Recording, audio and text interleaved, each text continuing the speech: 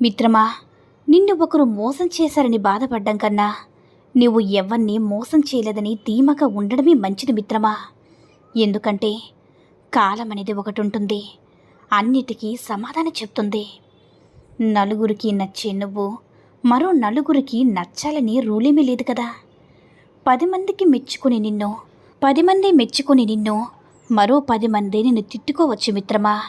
ఎందుకంటే నీ వ్యక్తిత్వం నీది, ఎదుటివారి ఆలోచన నీది కాదు మిత్రమా. అందుకే ఒకరి మెప్పు కోసమో గొప్ప కోసమో కాదు, నీ కోసం నువ్వు నిజమైన వ్యక్తిత్వంతో జీవించు.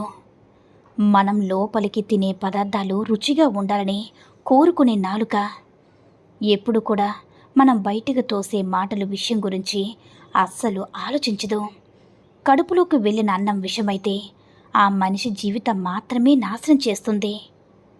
కానీ చెవిలోకి వెళ్ళిన విషం ఎన్నో బంధాలని, అనేక జీవితాల్ని నాశనం చేసేస్తుంది మిత్రమా. అందుకే తప్పుడు మాటలు చెప్పడం ఎంత తప్పో, చెప్పుడు మాటలు వినడం కూడా అంతే తప్పు. మిత్రమా, మీ కోరికలను జయించాలి లేదా అదుపులో ఉంచుకోవాలి. అప్పుడే మీ జీవితం మనసుకు ప్రశాంతత. కోరికల వెంబడి పరిగెత్తినంత కాలం మీకు అశాంతి మాత్రమే దొరుకుతుంది మిత్రమా. ప్రశ్న ఏదైనా సరే ప్రేమతో బదులిస్తే మనం గడిపే ప్రతిరోజు ఇంకొంచెం అందంగా ఉంటుంది. నీ పరిస్థితిని ఎప్పుడు కూడా ఎవ్వరూ ఆలోచించరు మిత్రమా. కేవలం నీ పలకరింపును మాత్రమే గుర్తుపెట్టుకుంటారు. అది మనిషికి సహజత్వం మిత్రమా. ఉదాహరణకి కాకి కోయిల రెండు అరుస్తాయి, కానీ కాకి అరిస్తే గోల అంటారు, కోయిల అరిస్తే పాట అంటారు. అందుకే మిత్రమా, కాస్త ఆలోచించు. బదులిచ్చే విధానంతోనే సగం ప్రపంచాన్ని గెలిచేయవచ్చు అని.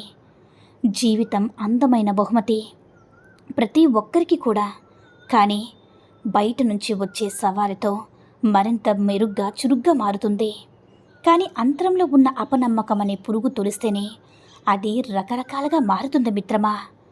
జీవించడానికి పోరాడేవారు కొందరు, పోరాడేందుకు జీవించేవారు మరికొందరు, జీవితంలో నటించేవారు కొందరు, నటిస్తూ జీవించేవారు మరికొందరు.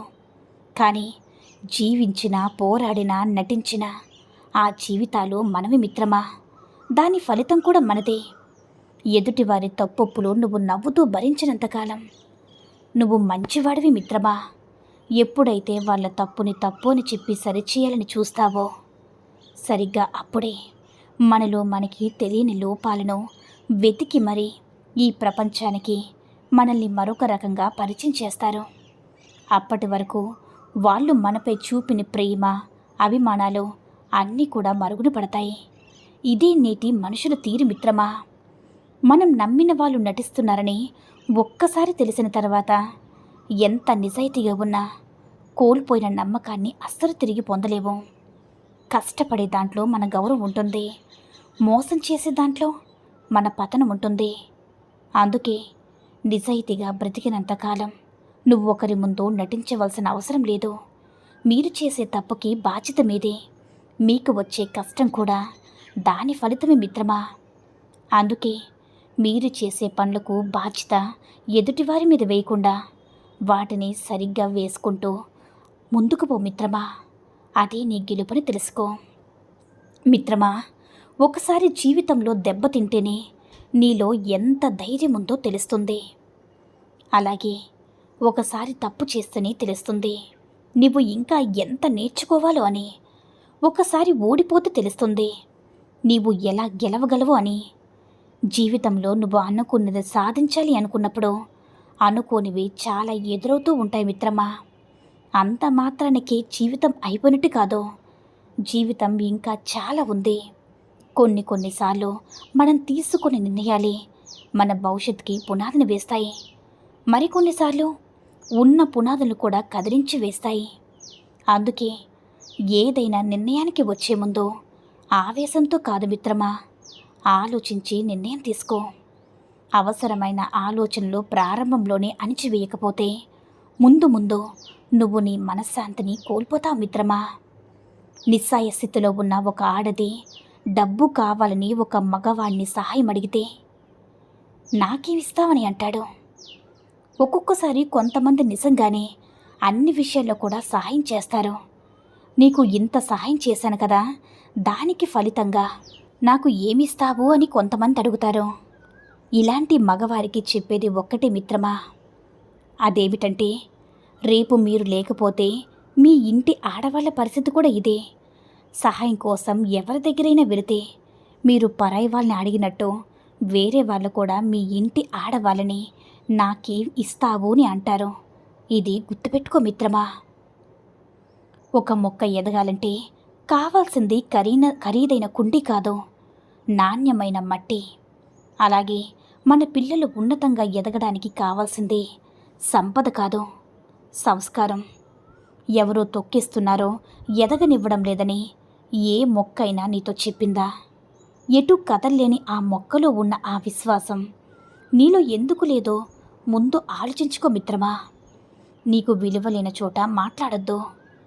ఎప్పుడు కూడా ప్రేమ లేని చోట ఆశపడద్దు.